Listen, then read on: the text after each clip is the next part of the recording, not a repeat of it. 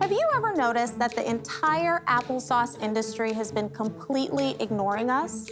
They're focused on 8-year-olds, and they're focused on 80-year-olds, and they're leaving a ton of money on the table. I'm Keisha Smith, and I'm the CEO and founder of Sanaia. I launched Sanaia back in 2017 because of my own personal love affair with applesauce. I got an email from the executive producer asking if I had ever considered Shark Tank. He discovered our brand through his own research, and I felt like, that's probably not how this usually happens, and if it did, it means that I should kind of put my fears aside and take the call. When he called, there were only, I think, 4 weeks left between, the decision and taping, so I didn't have, months and months to prepare. So I watched every single episode that I could, sat with a notebook in my living room and literally took down every single question the Sharks asked the contestants, and then, went and kind of typed up, what would be my response to that, and just studied, for 4 weeks straight. If you're an adult and you're looking for applesauce on shelves, the options are really slim. Basically, they've been asking us to settle for baby food all these years. At the time when I launched the company, I was buying Go-Go Squeeze every single week. And the epiphany I had was just the power of marketing and the power of packaging. Sharks, I am a grown woman.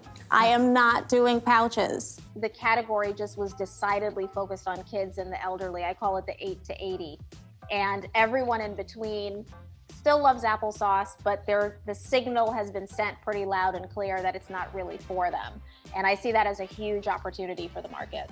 So you put in $250 already, and you have another $250 of your savings. Correct. Look, you have a presence about you. You know this. You have a power about you. What I haven't been convinced of is that you're an entrepreneur. When Mark Cuban told me that he didn't think that I was a real entrepreneur, it really was like a gut punch.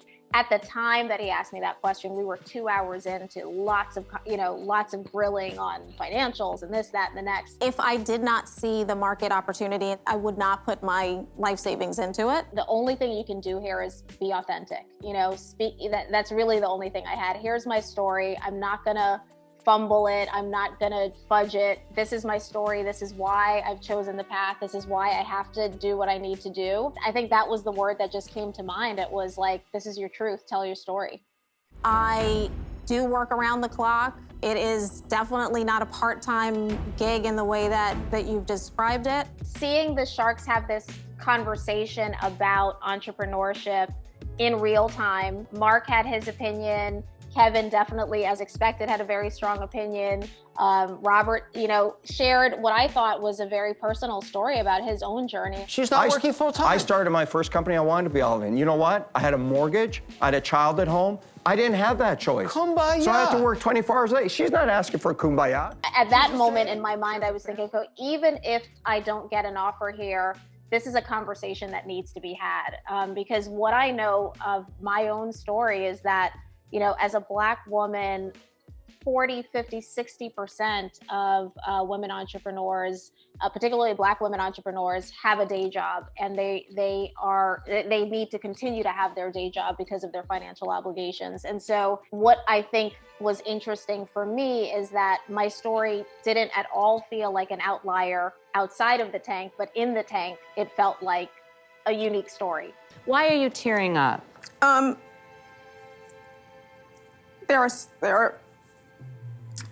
I take care of so many people financially. This is the first thing I've ever done for myself. My friends asked me upon watching it what I was feeling in that moment, and what I was feeling was naked. There were so many emotions going on, and of course, I think every woman could relate to feeling upset about being emotional, which makes you more emotional. I don't think I can even count the amount of thoughts and emotions I was having at the same time. It was pretty, probably the most challenging thing I've ever done.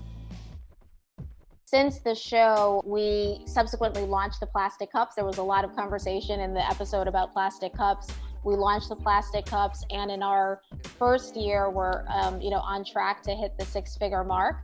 And then COVID hit, and the mantra for 2020, honestly, was one of just, survival. The fact that we are still able to, be here in 2021 and get back into production, I'm supremely grateful for that.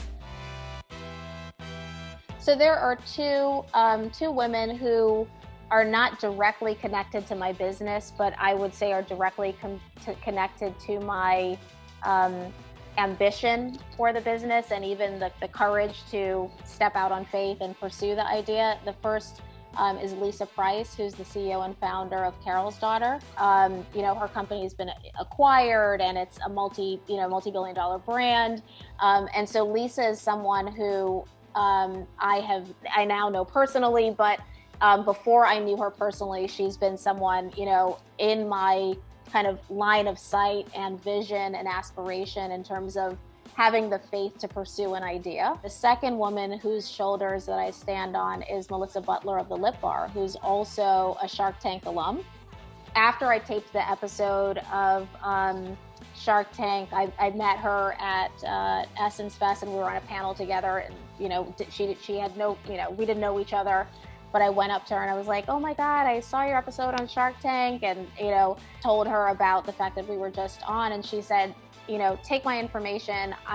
We're gonna sit for 15 minutes. I'm gonna tell you everything you need to know if your episode airs, because when mine did, our website crashed. I don't want that to happen to you. And she literally sat and took me step by step, everything I needed to know, and has been, helpful along the way since then. So those are two women that on my days when I'm like, who said that this was a great idea, that I definitely think about them, and it gives me the oxygen that I need to keep going. In terms of obstacles, as a Black female entrepreneur, Black women entrepreneurs make up, if I'm not mistaken, 70-80% of, new business owners, and are leading the category in terms of entrepreneurship in the country, and make up less than 1% of the capital that goes to businesses. Knowing that statistic weighs heavily on my mind, and is part of probably why I took my business much further before I even thought about going to investors.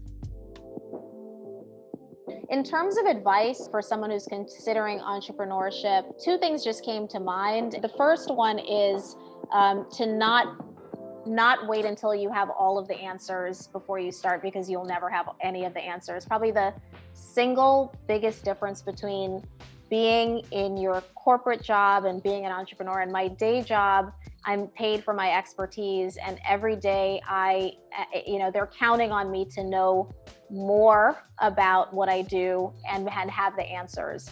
As an entrepreneur, what I'm really doing is figuring things out every day. And that's a very different muscle. That being said, I do think that there are fundamentals that you need to think through to make sure that this is not a hobby and this is actually a valid, business venture. And that those are the things like, take the time to work with someone to really understand your business model, the financials, capital, to have a sense of how much capital you might need to run this for the first year. Do you have a path to profitability?